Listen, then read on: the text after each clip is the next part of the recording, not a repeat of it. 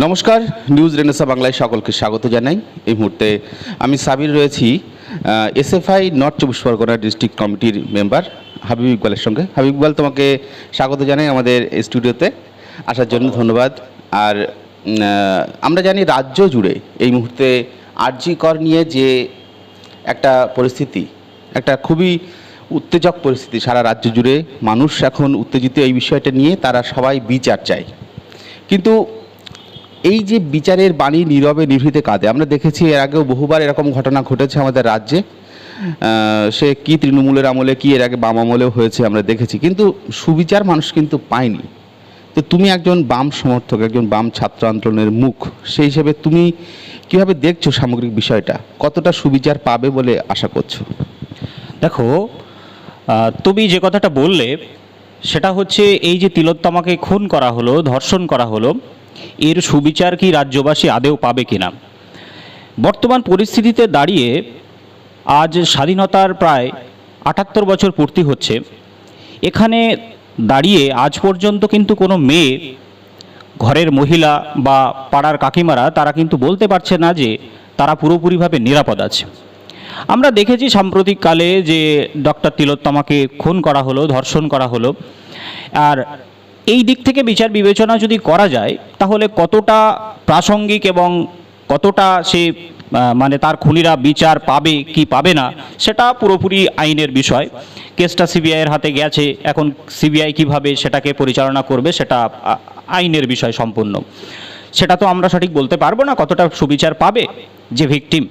কিন্তু বিষয়টা হচ্ছে, আমরা বামপন্থীরা দীর্ঘদিন ধরে একটাই কথা বলে এসেছি যে এই রাজ্যের মুখ্যমন্ত্রী মমতা বন্দ্যোপাধ্যায় নিজে একজন মহিলা হওয়ার সত্ত্বেও এই রাজ্যে নারীদের কিন্তু নিরাপত্তা সুনিশ্চিত করতে পারেনি।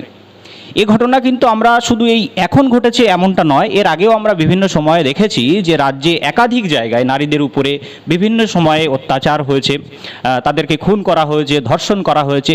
মানে বিগত দুদিন আগের কথাই আমি তোমাকে বলি, জাস্ট মানে প্রিয়াঙ্কা হাসদা বলে একটা মেয়ে, সে বর্ধমান ইউনিভার্সিটিতে ডিস্ট্যান্স এডুকেশন নিয়ে পড়াশুনো করত, সেই মেয়েটাকেও কিন্তু এইভাবে খুন করা হয়েছে, ধর্ষণ করে তার গলাটাকে পুরো দেহ থেকে বিচ্ছিন্ন করে দেওয়া হয়েছে। কিন্তু এই ঘটনাটা তো আর শুধু একটা বিষয় নয়।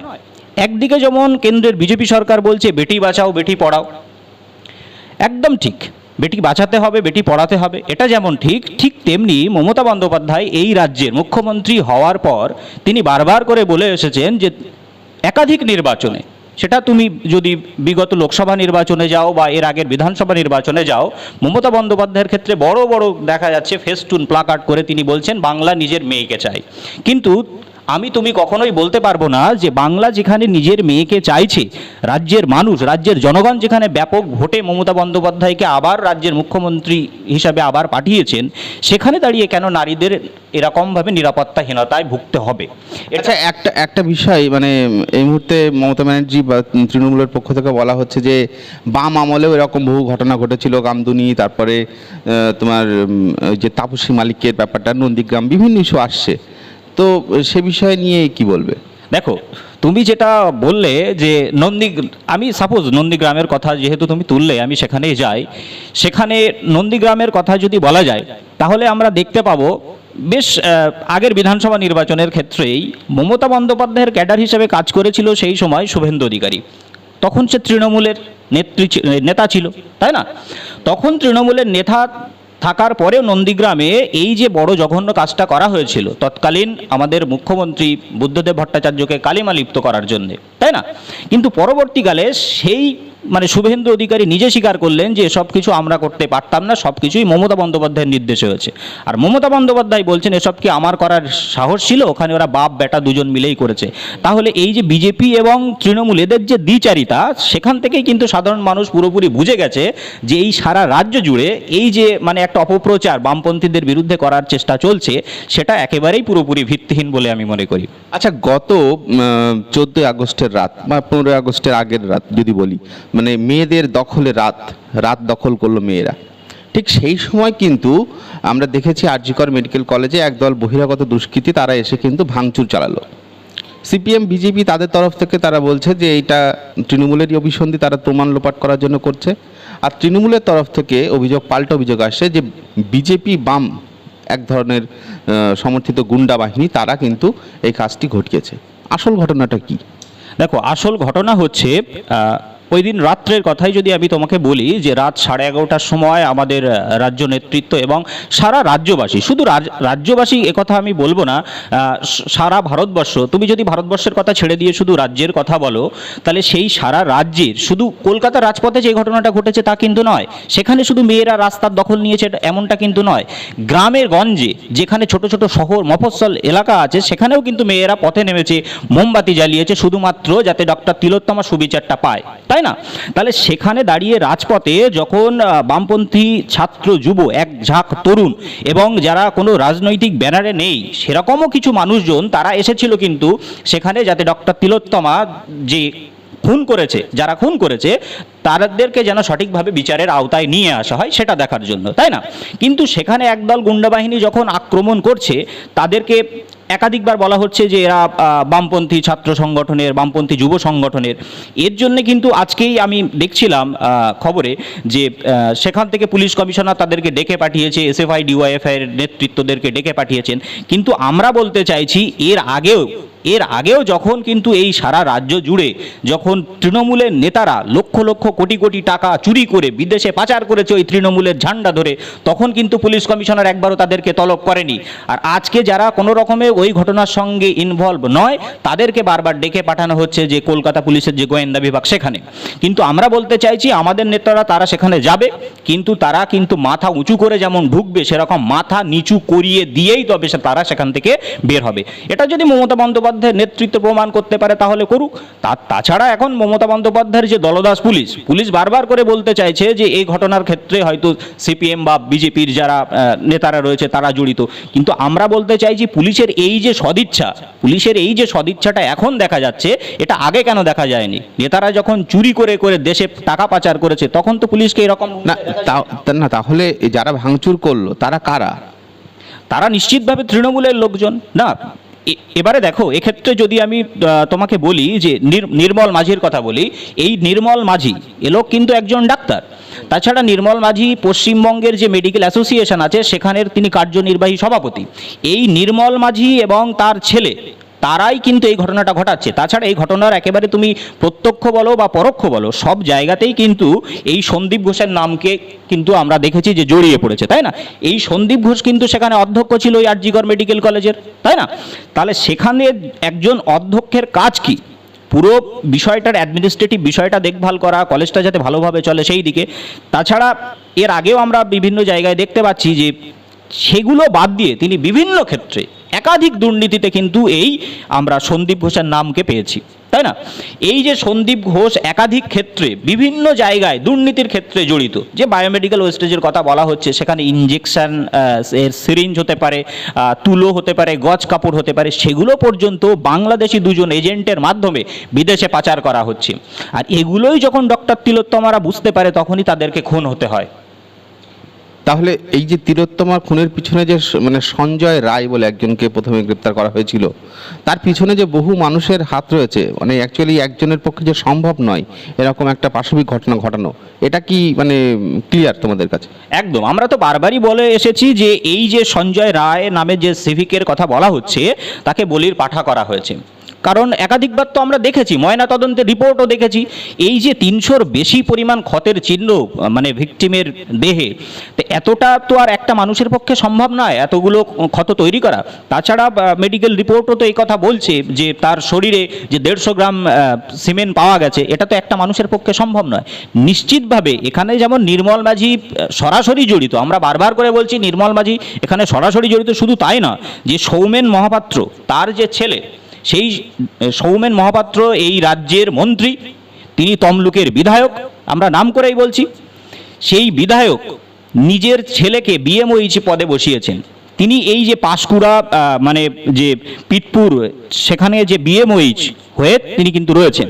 অর্থাৎ কোথাও এমনটা নয় তো যে এই যে বিভিন্ন বায়োমেডিক্যাল ওয়েস্টেজের কথা আমরা বলছিলাম, সূচ, তাছাড়া ওই গজ কাপড়, তুলো বা আরও যে সমস্ত ওষুধগুলো সরকারি হসপিটাল থেকে দেওয়া হয়, যেমন প্রেশারের ওষুধ, ঠিক আছে, বা আরও সুগারের ওষুধ, বিভিন্ন ওষুধগুলো হসপিটাল থেকে দেওয়া হয়।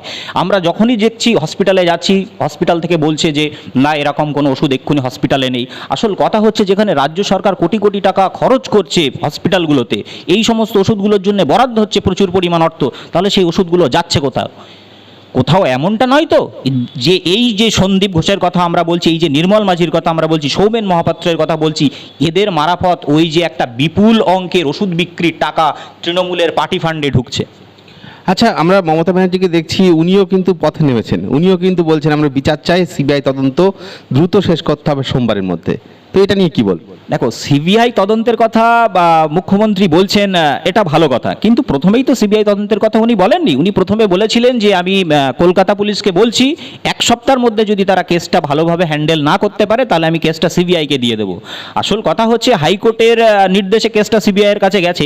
এই যে 7টা দিন সময় দেওয়া হয়েছিল, এই 7টা দিনটা হচ্ছে আলটিমেটাম, জাস্ট আলটিমেটাম, অর্থাৎ অপরাধীদেরকে আরও একবার সতর্ক করিয়ে দেওয়া যে তোমরা যারা এই অপরাধের সঙ্গে জড়িত তোমরা হয় রাজ্য ছাড়ো, না হলে দেশ ছেড়ে অন্য কোথাও পালিয়ে যাও, কারণ যদি কেসটা সিবিআইয়ের হাতে যায় তখন কিন্তু আর আমি বাঁচাতে পারবো না। এটা মমতা বন্দ্যোপাধ্যায় নিজেই ভালো করে জানে। তাছাড়া এখন এই যে শাক দিয়ে তো আর মাছ ঢাকা যায় না। মমতা ব্যানার্জি এর আগেও বিভিন্নবার বিভিন্ন সময়ে পথে নেমেছেন, কিন্তু পথে নামাটা কতটা যে যৌক্তিকতা সেটাই হচ্ছে আসল বিষয়। তাছাড়া খুন হয়েছে যেদিন, তারপর থেকে তিনি কেন সঙ্গে সঙ্গে মাঠে নামলেন না? কেন তিনি আন্দোলনে নামলেন না? এক এক সময় এক এক রকম বলছেন যে যে নির্যাতিতা তাকে তো এত পরিমাণ টাকা দেওয়া হবে, আপনারা তার হয়ে তো অন্তত কিছু করতে পারেন। কিন্তু এভাবে তো আর একটা সমস্যা সমাধান করা যায় না। এভাবে পথে নামলে কি করে হবে? যেখানে মমতা বন্দ্যোপাধ্যায় নিজে বলছেন আমি বাংলার মেয়ে, সেখানে মমতা বন্দ্যোপাধ্যায় নিজে বাংলার মেয়ে হয়ে কেন তিনি পথে নামলেন না? বরং তিনি ধর্ষক যারা, যারা খুনি যারা, তাদের পক্ষে সাফাই গাইছেন বারবার। আমরা দেখেছি 15ই আগস্টের আগের রাতে মানুষ স্বতঃস্ফূর্তভাবে পথে নেমেছে, লক্ষ লক্ষ মানুষ, মানে এক কথায় মানুষের মাথা গিজগিজ করছে, ঠিক যেন বাংলাদেশের সেই ঘটনাকে মনে করিয়ে দিচ্ছে, কোথাও যেন সেই অভ্যুত্থানকে আমাদের স্মরণ করে দিচ্ছে। শুরু মানে কলকাতা নয়, সমগ্র পশ্চিমবঙ্গ জুড়ে, সমগ্র পশ্চিমবঙ্গের গ্রামগঞ্জে সব জায়গায় আমরা দেখছি মানুষ স্বতঃস্ফূর্তভাবে পথে নেমেছে। বেশিরভাগ মানে তাদের মধ্যে মেয়েরাই ছিল অগ্রাধিকার, তাদের প্রথমে ছিল, অগ্রণী ছিল। কিন্তু এই যে স্বতঃস্ফূর্ত এরকম আন্দোলন কি, মানে আমি তো অন্তত বিগত কয়েক দশকে দেখিনি। তুমি কি বলবে? দেখো, এটা অবশ্যই স্বতঃস্ফূর্ত। এখানে শুধু বাম, ছাত্র, যুব বা বিজেপির লোকজন তারা যে মাঠে নেমেছে এটা নয়, এটা হচ্ছে সমগ্র রাজ্যের নারীদের নিরাপত্তার একটা ব্যাপার।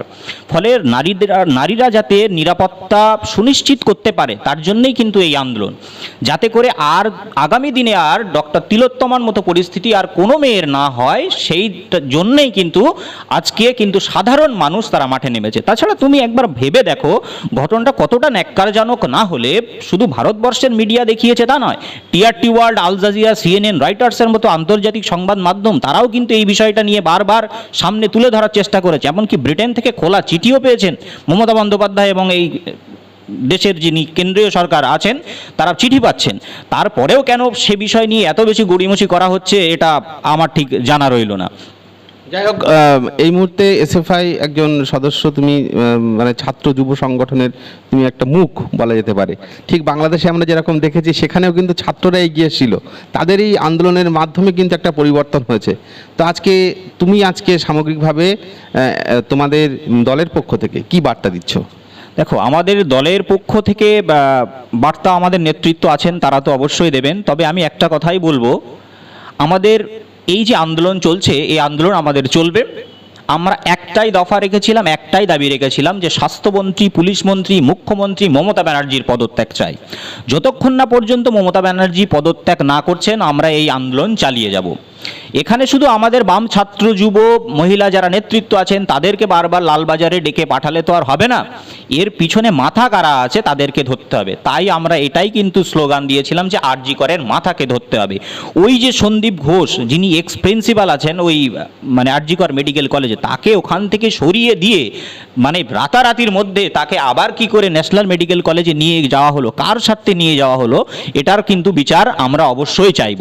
যার যতক্ষণ না পর্যন্ত ডক্টর তিলোত্তমার খুনিদের সঠিক শাস্তি হচ্ছে ততক্ষণ আমরা এই আন্দোলন চালিয়ে যাব। ধন্যবাদ হাবিব ইকবাল, আমাদের সঙ্গে এত সময় ছিলেন। এসএফআইয়ের নর্থ চব্বিশ পরগনা ডিস্ট্রিক্ট কমিটির মেম্বার, এবং সামগ্রিকভাবে তারা জানালেন যে তারা কিন্তু সেই বিচারের বাণী নীরবে নিভৃতে কাঁদতে দেবেন না, তারা কিন্তু লড়াই আন্দোলন করে সেই বিচারকে সুবিচার পাইয়ে দেবেন এবং মেয়েদের অধিকার, মেয়েদের নিরাপত্তা সুনিশ্চিত করবেন। এটাই তাদের আগামী দিনের দাবি, এবং এই দাবি নিয়ে তারা আগামী দিনে লড়াই করছেন। নিউজ রেনেসাঁ বাংলার পক্ষ থেকে আমি সাবির, সকলকে আরও একবার ধন্যবাদ জানিয়ে আজকে অনুষ্ঠান এখানে শেষ করছি। নমস্কার।